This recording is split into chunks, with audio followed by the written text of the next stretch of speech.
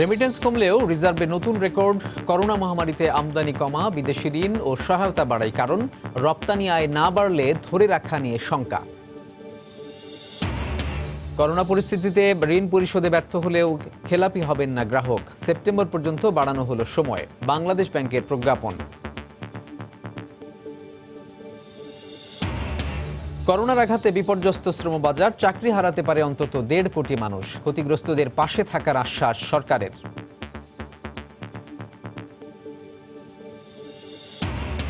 বাজেটে প্রত্যাশার প্রতিফলন ঘটেনি আনুষঙ্গিক পণ্যের উদ্যোক্তাদের। উৎসে কর হয়েছে দ্বিগুণ। নেই প্রণোদনার আশ্বাস, নীতি কাঠামোর জটিলতা দূর করার তাগিদ। এবং মহামারীর প্রভাবে পর্যটন নির্ভর ইতালির অর্থনীতিতে ধস। 12,000 কোটি ইউরো লোকসানের আশঙ্কা। পরিস্থিতি স্বাভাবিক হতে সময় লাগতে পারে 2 বছর।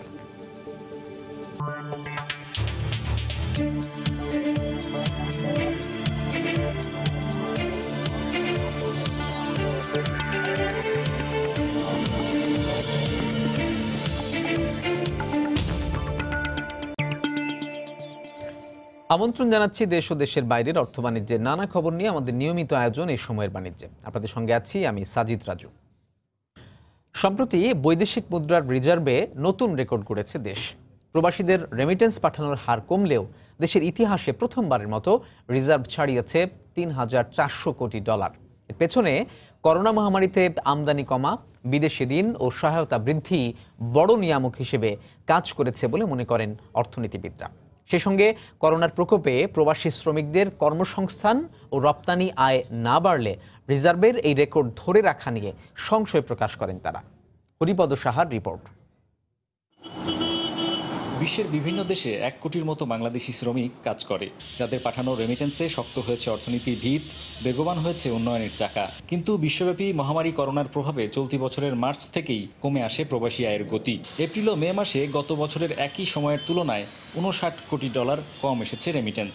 এমন নিম্নমুখী প্রবাসী আয়ের সময়কালে চলতি মাসে কেন্দ্রীয় ব্যাংকের বৈদেশিক মুদ্রার রিজার্ভ ছাড়ায় $34 বিলিয়ন মাইল ফলক।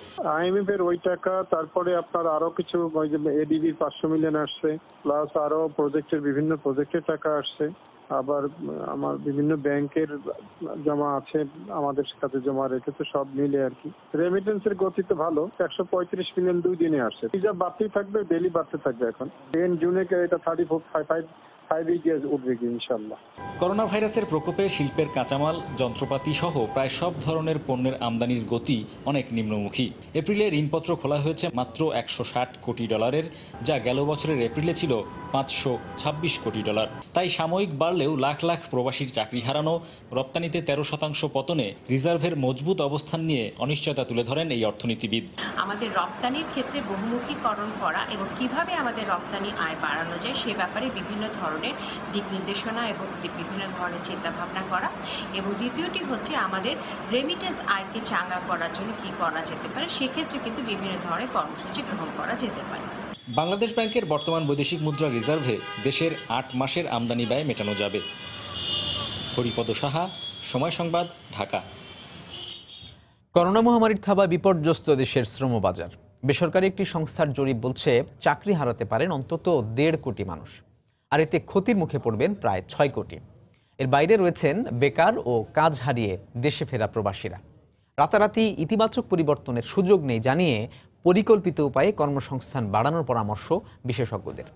রাশেদ বাপ্পির রিপোর্ট।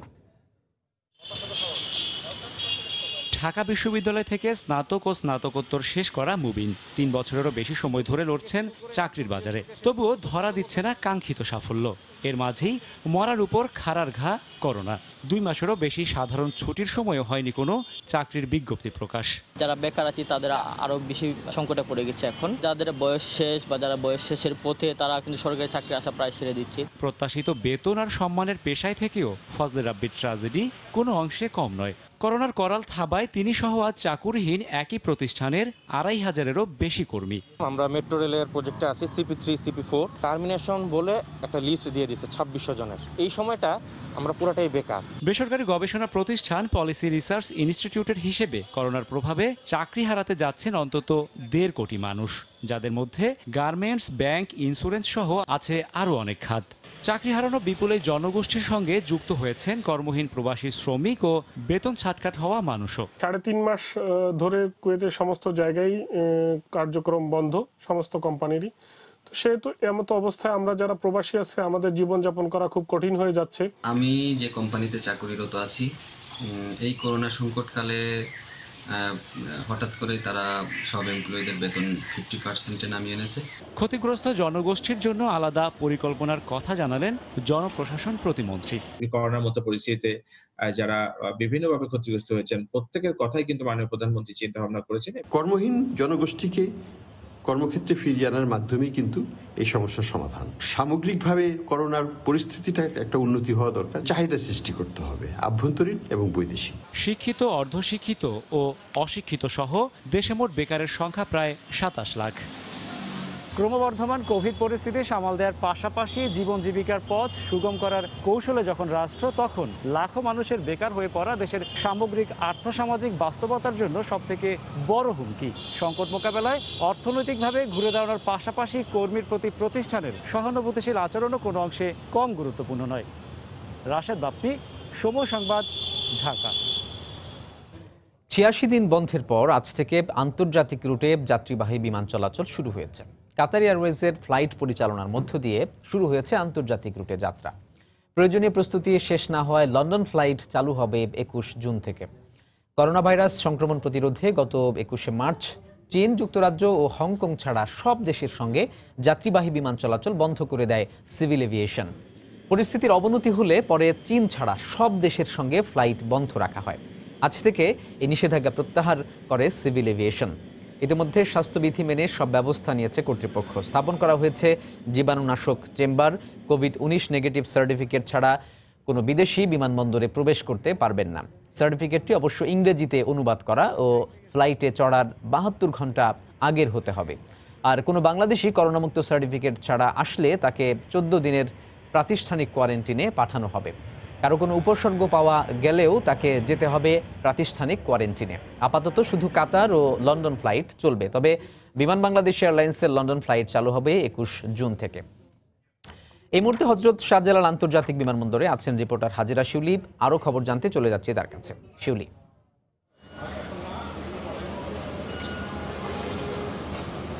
রাজু, আপনি জানেন যে কয়েকদিন আগে আন্তর্জাতিক রুটে যাত্রীবাহী বিমান চলাচলের যে নিষেধাজ্ঞা ছিল সেটি প্রত্যাহার করে নেওয়া হয়েছে এবং আজকে আনুষ্ঠানিকভাবে যাত্রীবাহী ফ্লাইট চলাচল শুরু হয়েছে। কাতার এয়ারওয়েজের একটি যাত্রীবাহী ফ্লাইট ভোর রাতে 2টোর দিকে 274 জন যাত্রী দিয়ে শাহজালাল আন্তর্জাতিক বিমানবন্দরে অবতরণ করে এবং আপনারা জানেন যে খুব সীমিত পরিসরেই শুধু কাতার এবং লন্ডন ফ্লাইটই আপাতত চলবে এবং লন্ডন ফ্লাইট আপাতত চলবে। তবে লন্ডন ফ্লাইট চালু হতে আরও 2-3 দিন লাগবে এবং 21শে জুন থেকে লন্ডন ফ্লাইট চালু হবে এবং আজকে 233 জন যাত্রী বাংলাদেশ থেকে ট্রানজিট প্যাসেঞ্জার যারা কাতার হয়ে অন্য দেশে যাবেন। এবং এখানে কিন্তু আরেকটি বিষয় বলে রাখি যে এখনও কিন্তু বিভিন্ন দেশ কিন্তু বিমান চলাচলে বাংলাদেশের উপর যে নিষেধাজ্ঞা সেটি কিন্তু এখনও প্রত্যাহার করেনি। তাই ট্রানজিট প্যাসেঞ্জাররা শুধু বাংলাদেশ থেকে কাতার হয়ে অন্য দেশে যাবেন। তবে যুক্তরাজ্য এবং চীনের সঙ্গে কিন্তু আমাদের করোনাকালীন সময়েও ফ্লাইট বন্ধ হয়নি, তবে এর বাইরে বাকি দেশগুলোতে বন্ধ ছিল। যুক্তরাজ্যেও কোনো নিষেধাজ্ঞা আমাদের ছিল না। তো আন্তর্জাতিক ফ্লাইট চালুর জন্য যাবতীয় প্রস্তুতি নেওয়া হয়েছে। জীবাণুনাশক চেম্বার বসানো হয়েছে। যেই টানেলের মধ্যে দিয়ে যাত্রীরা যাবেন সেখানে তাদেরকে জীবাণুনাশক ছেটানোর পাশাপাশি দেহের তাপমাত্রা অটোমেটিকভাবেই তাদের পরীক্ষা করা হবে এবং কারো তাপমাত্রা বেশি পাওয়া গেলে তাকে প্রাতিষ্ঠানিক কোয়ারেন্টাইনে পাঠানো হবে। এবং আজকে কিন্তু পূর্ণাঙ্গ রূপে যেহেতু সামনের দিনগুলোতে ধীরে ধীরে অন্যান্য রুটও ফ্লাইট চালু হবে, তাই পূর্ণাঙ্গ রূপে ফ্লাইট চালুর আগে যে জীবাণুনাশক কর্মসূচি আজকে বিমান বাহিনীর উদ্যোগে সেটা করা হবে। এবং এরই মধ্যে কিন্তু বিমান বাহিনীর যাদের টিম সদস্যরা তারা ইতিমধ্যে প্রস্তুতি নিয়েছেন এবং কিছুক্ষণ পরে কর্মসূচি শুরু হবে এবং জীবাণুনাশক গাড়িও ইতিমধ্যে বিমানবন্দর এলাকায় এসে পৌঁছেছে এবং সিভিল এভিয়েশন কর্তৃপক্ষের নির্দেশনা অনুসারে তারা হচ্ছে যে জীবাণুমুক্তকরণ কর্মসূচি তারা এখানে জীবাণুমুক্ত কর্মসূচির যে কাজগুলো আছে সেগুলো করবেন। আপনারা জানেন যে কোভিড-19 নেগেটিভ সার্টিফিকেট ছাড়া কোনো যাত্রী বিদেশি যাত্রী কিন্তু দেশে প্রবেশ করতে পারবেন না, এবং কোভিড-19-এর সার্টিফিকেট সহ কোনো যাত্রী আসলেও তাদের মধ্যে যদি কোনো উপসর্গ পাওয়া যায় তাহলে তাদেরকে প্রাতিষ্ঠানিক কোয়ারেন্টাইনে পাঠানো হবে, এবং প্রতিটি ফ্লাইটে 30% আসন ফাঁকা রাখতে হবে। রাজু, এই ছিল আমার কাছে এখনকার মধ্যে সব শেষ। হযরত শাহজালাল আন্তর্জাতিক বিমানবন্দর থেকে যোগ দিয়েছিলেন সহকর্মী হাজিরা শিউরি। এবারও বাজেট প্রস্তাবনায় প্রত্যাশা পূরণ হয়নি বলে দাবি আনুষঙ্গিক পণ্য প্রস্তুত ও রপ্তানিকারকদের। বরং প্রস্তাবিত বাজেটে উৎসে কর বাড়িয়ে করা হয়েছে দ্বিগুণ, মেলেনি রপ্তানি প্রণোদনার আশ্বাসও।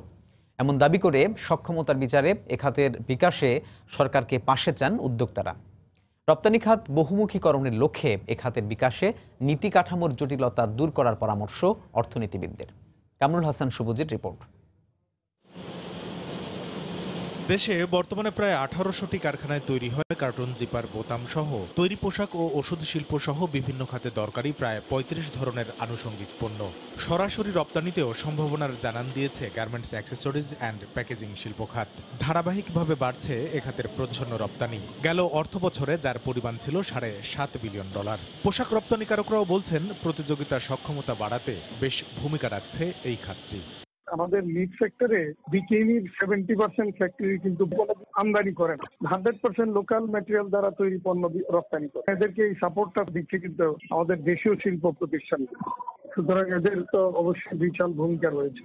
উদ্যোক্তারা বলছেন এ খাতের বিকাশে জাতীয় রপ্তানি নীতি, শিল্পনীতি ও বস্ত্রনীতির বিভিন্ন ধারা উপধারায় রাখা হয়েছে পোশাক খাতের মতোই সুবিধা। তবে বিদ্যমান কর কাঠামোতে তৈরি পোশাক খাতের কর্পোরেট কর হার 10 ও 12% হলেও অ্যাক্সেসরিজ খাতে তা 35%। অবশ্য প্রস্তাবিত বাজেটে এই কর হার কমানো হয়েছে 2.5%। তবে রপ্তানিমুখী পোশাক খাতের মতোই পরিশোধ করতে হবে বর্ধিত উৎসে কর। এ অবস্থায় নীতি সহায়তা চান উদ্যোক্তারা। উৎসকর 0.50 করা হয়েছে, এই ক্ষেত্রে 0.25 অর্থাৎ আগের মতো রাখার জন্য বিশেষভাবে অনুরোধ জানাচ্ছি। ডাইরেক্ট এবং ইনডাইরেক্ট রপ্তানিকারকদের সমান সুযোগ দেওয়ার বিধান থাকায় আমরা অ্যাক্সেসরিজ প্যাকেজিং সেক্টরের জন্য রপ্তানি প্রণোদনার জোর দাবি জানাচ্ছি। আনুষঙ্গিক পণ্য সরাসরি রপ্তানির বিপরীতে পোশাক শিল্পের মতো সুযোগ সুবিধা দেওয়ার পরামর্শ অর্থনীতিবিদদের। অ্যাক্সেসরিজ শিল্পের যেটুকু রপ্তানির সঙ্গে সম্পর্কিত সেই অংশগুলোকে যাতে আলাদাভাবে বিবেচনা করে তাদের জন্য রপ্তানিমুখী শিল্পের জন্য যে ধরনের সুবিধাগুলো দেওয়া হচ্ছে সে ধরনের সমধরনের সুবিধা তাদের জন্য যাতে বিবেচনা করা হয়। এ খাতের উদ্যোক্তাদের দাবি, সরাসরি পণ্য রপ্তানি করলেও কোনো প্রণোদনা পান না তারা। কামরুল হাসান সবুজ, সময় সংবাদ, ঢাকা। করোনা পরিস্থিতিতে সেপ্টেম্বর পর্যন্ত ঋণ পরিশোধে ব্যর্থ হলেও খেলাপি হবেন না গ্রাহক। গতকাল এ বিষয়ে প্রজ্ঞাপন জারি করেছে বাংলাদেশ ব্যাংক। প্রজ্ঞাপনে বলা হয়, 1 জানুয়ারি থেকে আগামী 30 সেপ্টেম্বর পর্যন্ত কোনো ঋণ বা ঋণের কিস্তি পরিশোধ করতে না পারলে তাকে ঋণ খেলাপি করা যাবে না। তাদের ঋণ নিয়মিত রাখতে হবে, একই সাথে সব ধরনের ঋণ সুবিধা দেয়া যাবে। এ নিয়ে দ্বিতীয় দফা বাড়ানো হলো ঋণ পরিশোধের মেয়াদ। অর্থনৈতিক স্থবিরতার কারণে অনেক গ্রাহকের ঋণ পরিশোধের সক্ষমতা বাড়িয়ে সেপ্টেম্বর পর্যন্ত করা হয়েছে। স্রোতস্বিনীর টলমলে পানিতে পাল তোলা নৌকার ছোটাছুটি, নদীর বুকে নির্মল বাতাসের আলিঙ্গন। ঢাকার চারপাশের নদীর রূপ এখন এমনই, বেড়েছে নদীর প্রশস্ততাও। বিআরডব্লিউটিএ বলছে, উচ্ছেদ অভিযানের পর বর্ষার পানিতে ফিরেছে যৌবন। তবে পরিবেশবিদরা বলছেন, স্থায়ীভাবে সীমানা পিলার ও নদীর গভীরতা না বাড়ালে ফের দখল হবে। মাহমুদ রাকিবের রিপোর্ট। রৌদ্রস্নাত তুরাগ, স্বচ্ছ জলের তরঙ্গে ডিঙি নৌকার বৈঠার ছপ ছপ শব্দ আর উচ্ছ্বসিত মাঝি মাল্লার হাঁকডাক, যেন নবরূপে যৌবন ফিরেছে তুরাগে। যদিও পাখির চোখে তুলনা করলে দেখা যাবে 3-4 মাস আগেও দখলে আর দূষণে তুরাগ ছিল অনেকটাই মৃত। তুরাগ পাড়ের মানুষ ও মাঝিরা বলছেন, উচ্ছেদ অভিযানের পর নদী কেটে প্রশস্ত করায় বর্ষার পানিতে তুরাগ ফিরে গেছে উচ্ছল যৌবনে। এখন ময়লার গন্ধ নাই, এলাকার মানুষ সুন্দরভাবে চলতে পারে, পানিটা মানুষের ব্যবহার করার উপযুক্ত হয়েছে। নদীর এই চির যৌবনা রূপ দেখে তো আমরা খুবই খুশি। শুধু তুরাগ নয়, বদলেছে বুড়িগঙ্গা, ধলেশ্বরী ও বালু নদীও। দখলমুক্ত অভিযানের নেতৃত্বে থাকা বিআইডব্লিউটিএর কর্মকর্তা বলছেন, তুরাগের আগের চেহারা ফেরাতে সরকারের খরচ হয়নি, বরং রাজস্ব আদায় হয়েছে প্রায় 18 কোটি টাকা। আগে নদী যেখানে মাত্র 100 ফুটেরও নিচে প্রবাহিত হতো, এখন তো আমরা দেখতে পাচ্ছেন যে প্রায় 600 ফিট মানে নদী চওড়া হয়ে গেছে। পরিবেশবিদরা বলছেন এখন নদীর দুপাড় স্থায়ীভাবে বাঁধায় ও ময়লা না উঠালে শুকনা মৌসুমে ফের নদী দখল হয়ে যাবে। বর্ষা মৌসুমে সুচিহ্নিতভাবে ওয়াকওয়ে বনায়ন নিশ্চিত করে নদীর এই সংরক্ষণ বাঁধ পুনরুদ্ধার পরিকল্পনা বাস্তবায়িত হবে। ওয়াল তৈরি করে নদীর পার রক্ষার ব্যবস্থাটা নেওয়া হয়েছে। এটা দ্বিতীয় পর্যায়ে কাজ চলছে বেশ কিছু অংশ, এবং এর তৃতীয় পর্যায়ে যখন শুরু হবে তখন আরও বেশি এলাকা আমাদের তীর রক্ষার কাজ হবে। প্রতি বছর বর্ষা মৌসুমেই এমন যৌবন ফিরে পায় তুরাগ সহ দেশের সকল নদ নদী, যা বর্ষা মৌসুমের পর আবার হারিয়ে যায়। তবে নগরবাসীর প্রত্যাশা, নদী দখল মুক্তির এমন শক্তিশালী অভিযানের পর এবার অন্তত ঢাকার চারপাশের নদীগুলো টেকসইভাবে তার জীবন্ত সত্তা ফিরে পাবে। মাহমুদ রাকিব, সময় সংবাদ, ঢাকা। দিনাজপুরে গত কয়েকদিনে চালের দাম কেজি প্রতি 3 থেকে 4 টাকা পর্যন্ত বেড়েছে। এতে বিপাকে পড়েছেন ক্রেতারা। এ বিষয়ে বিস্তারিত জানাতে বাহাদুর বাজার থেকে সরাসরি যোগ দিচ্ছেন সহকর্মী গোলাম নবী দুলাল। রাজু, আপনাকে ধন্যবাদ। দিনাজপুরে গত কয়েকদিনে এখানে চালের দাম বেড়েছে প্রতি কেজিতে 3 থেকে 4 টাকা। আমি এই মুহূর্তে দিনাজপুর শহরের বাহাদুর বাজার চালের মার্কেটে রয়েছে। এখানে পাইকার, আড়তদার এবং খুচরা যারা ব্যবসায়ী তারা চাল বিক্রি করছেন। আমরা তাদের কাছ থেকে যেটা জেনেছি যে যেহেতু এখন হাটে বাজারে আপনার ধানের দাম অনেক বেশি, কৃষকরা বেশি ধান দিয়ে ধান কিনছেন এবং যারা মিলার তারা সে ধান কিনে আপনার ক্রাশিং করে কিন্তু তারা চাল বিক্রি করছেন। পাশাপাশি আরেকটি যেটি কারণ দেখানো হয়েছে এই চাল বৃদ্ধির কারণ, সেটি যে সরকার এখন কিন্তু মিলারদের কাছ থেকে চাল কিন্তু ক্রয় করছেন। দিনাজপুরে যে লক্ষ্যমাত্রা দেওয়া হয়েছে 91,000 মেট্রিক টন, যারা চুক্তিবদ্ধ মিলার তারা কিন্তু এখন আপনার সরকারি ঘরে চাল দিচ্ছেন। সেটা একটি কারণ সরবরাহ কম থাকার কারণে হয়তো চালের দামটা তারা একটু বেশিটা বিক্রি করছেন। তারপরেও আমি আপনাকে জানাতে চাই যে দিনাজপুরে আপনার এখানে মিনিকেট, গুটি সন্না, সাদা সন্না 28 এবং 29 চালগুলো 3-4 টাকা বেড়ে গেল। এর প্রভাব বিশেষ করে নিম্নবিত্ত, মধ্যবিত্ত এবং দরিদ্র যারা মানুষ তাদের কিন্তু আমরা দেখছি না যে বাজারে খুব একটা তাদের মধ্যে প্রভাব পড়েছে। কারণ একটি তারা বলছেন যে যেহেতু সরকার এখন খোলা বাজারে চাল 10 টাকা কাঠধারের চাল এছাড়া বিভিন্ন রকম ত্রাণ দেওয়ার কারণে অনেকে কিন্তু এই যে সমস্যা বা এই যে অভাব সেটা কিন্তু অনেকটাই আপনার পূরণ হয়েছে। তারপরেও এই যে চাল যে বিক্রির যে বিষয়টি এখানে কিন্তু যে সরকারি যে ক্রয় অভিযান, এই ক্রয় অভিযান এখনও অব্যাহত রয়েছে এবং চালের যে বিষয়গুলো তারা বলছেন যে যেহেতু মিলাররা এই চাল আপনার তারা সরবরাহ করেন এবং তারা ধান কিনে সে ক্রাশিং করে এই চাল তারা বিক্রি করেন। আমরা যদি বলতে পারি এখানে যে এক মন ধানে আপনার যদি কাজ হয় তাহলে সেখানে আপনার 22 থেকে 23 কেজি চাল এখানে আসে। সেই কারণে আপনার চালের যেটা মূল্য সে মূল্যটা কিছুটা আপনার বেশি পড়ছে। তো দিনাজপুরে আমার কাছ থেকে বাহাদুর বাজারে চালের মার্কেট থাকে সর্বশেষ এই ছিল। রাজু, দিনাজপুর থেকে চালের বাজারের খবর জানাচ্ছিলেন সহকর্মী গোলাম নবী দুলাল। করোনা দুর্যোগে প্রধানমন্ত্রীর ঘোষিত প্রণোদনায় পাট শিল্প স্থান পেলেও কাঁচা পাট রপ্তানিকারকদের অন্তর্ভুক্ত না করায় হতাশ তারা। রপ্তানিকারকদের দাবি দীর্ঘ লকডাউনে প্রায় 700 কোটি টাকার কাঁচা পাটের রপ্তানি অনিশ্চিত। বাংলাদেশ জুট অ্যাসোসিয়েশন বলছে সরকার প্রণোদনার ব্যবস্থা না করলে সামনের মৌসুমে কৃষকদের কাছ থেকে পাট কেনা সম্ভব হবে না। এতে বড় ধরনের হুমকির মুখে পড়তে পারে দেশের পাট শিল্প। শওকত আলী সৈকতের তথ্য ও ছবি নিয়ে রিপোর্ট। পাট ব্যবসার মূল কেন্দ্রস্থল হওয়ায় একসময় প্রাচ্যের ড্যান্ডি হিসেবে সারা বিশ্বে সুপরিচিত ছিল নারায়ণগঞ্জ। নানা প্রতিবন্ধকতার কারণে পাট ব্যবসার সোনালী দিন আর নেই।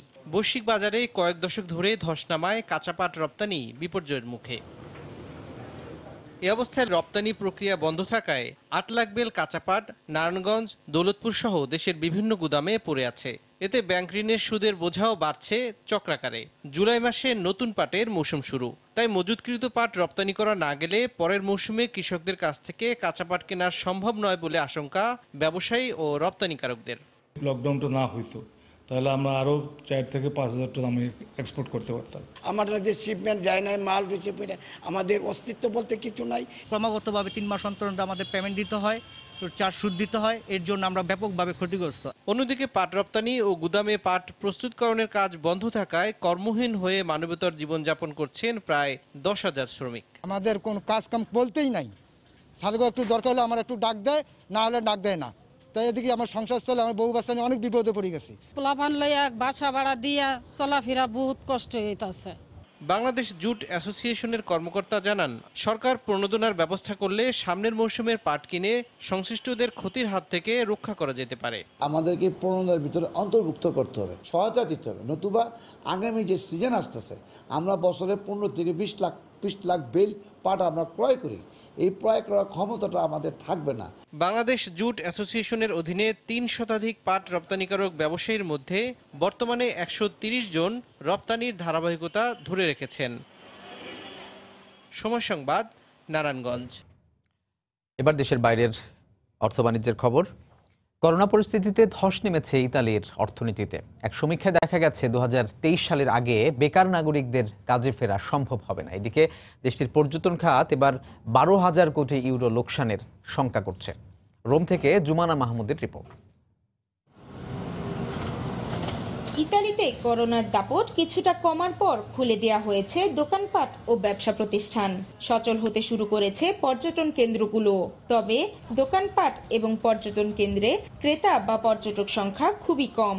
রাজধানী রোমের পর্যটন এলাকাগুলোতে বিদেশি পর্যটক হাতে গোনা। করোনা মহামারীর পর ধীরে ধীরে সব সচল হতে শুরু করেছে, তবে এখনো শুধু ইতালীয়দেরই রাস্তাঘাটে দেখা যাচ্ছে। বিদেশি পর্যটক নেই বললেই চলে। এখানে এখন বর্তমানে ইতালিয়ান কাস্টমার গুলোই বেশি আসতেছে আর কি বর্তমানে। এ অবস্থায় রেস্টুরেন্ট এবং পর্যটন ব্যবসার সঙ্গে জড়িতরা ব্যাপক ক্ষতির আশঙ্কা করছেন। আমাদের এই মুহূর্তে বিদেশি পর্যটক দরকার, কারণ ইতালি পর্যটন শিল্পের উপরেই বেঁচে আছে। টুরিস্ট না আসলে আমার এই সেক্টরে কাজ করা হবে না। টুরিস্ট নেই, তাই কাজও নেই। ঘোড়াকে হাঁটানোর জন্য বের হতে হয়েছে। ফ্লাইট চালু হওয়ায় শিগগিরই পরিস্থিতি পরিবর্তন হবে বলে আশা করছি। পর্যটন নির্ভর দেশ ইতালিতে প্রায় 42 লাখ মানুষ এ খাতের সঙ্গে জড়িত। তবে দেশটির ট্যুরিস্ট অ্যাসোসিয়েশনের সংখ্যা এবছর পর্যটক ভ্রমণ শতকরা 70 থেকে 80% কম হবে। এতে লোকসান হবে প্রায় 12,000 কোটি ইউরো। বেকার হবেন বহু মানুষ। ইতালির রাজধানী রোমের এই ঐতিহাসিক নিদর্শন কলোসিয়ামের এই চত্বরটি থাকে লোকে লোকারণ্য। আর এখন পর্যটক নেই বললেই চলে। যে কজন পর্যটক আছে তার বেশিরভাগই ইতালিয়ান। কবে নাগাদ স্বাভাবিক অবস্থায় ফিরবে তা এখনো অনিশ্চিত। ইতালির রোম থেকে জুমানা মাহমুদ, সময় সংবাদ। এ পর্যায়ে শীর্ষ সংবাদ জানিয়ে দিচ্ছি আরো একবার। দীর্ঘ 86 দিন পর আন্তর্জাতিক রুটে বিমান চলাচলে নিষেধাজ্ঞা প্রত্যাহার। চালু হয়েছে কাতার এয়ারওয়েজের ফ্লাইট। বিমানের লন্ডন ফ্লাইট চলবে রোববার থেকে। রেমিটেন্স কমলেও রিজার্ভে নতুন রেকর্ড। করোনা মহামারীতে আমদানি কমা, বিদেশি ঋণ ও সহায়তা বাড়াই কারণ। রপ্তানি আয় না বাড়লে ধরে রাখা নিয়ে শঙ্কা। করোনা পরিস্থিতিতে ঋণ পরিশোধে ব্যর্থ হলেও খেলাপি হবেন না গ্রাহক। সেপ্টেম্বর পর্যন্ত বাড়ানো হলো সময়, বাংলাদেশ ব্যাংকের প্রজ্ঞাপন। করোনার আঘাতে বিপর্যস্ত শ্রমবাজার। চাকরি হারাতে পারে অন্তত 1.5 কোটি মানুষ। ক্ষতিগ্রস্তদের পাশে থাকার আশ্বাস সরকারের। এবং বাজেটে প্রত্যাশার প্রতিফলন ঘটেনি আনুষঙ্গিক পণ্যের উদ্যোক্তাদের। উৎসে কর হয়েছে দ্বিগুণ, নেই প্রণোদনার আশ্বাস। নীতি কাঠামোর জটিলতা দূর করার তাগিদ। এ ছিল এই সময়ের বাণিজ্যে। যে কোনো খবর পেতে ভিজিট করুন সময়নিউজ.tv। আপনার মোবাইলে সময় টিভি দেখতে ও সব খবর পেতে ডাউনলোড করুন সময় অ্যাপ। সঙ্গে থাকুন সময়।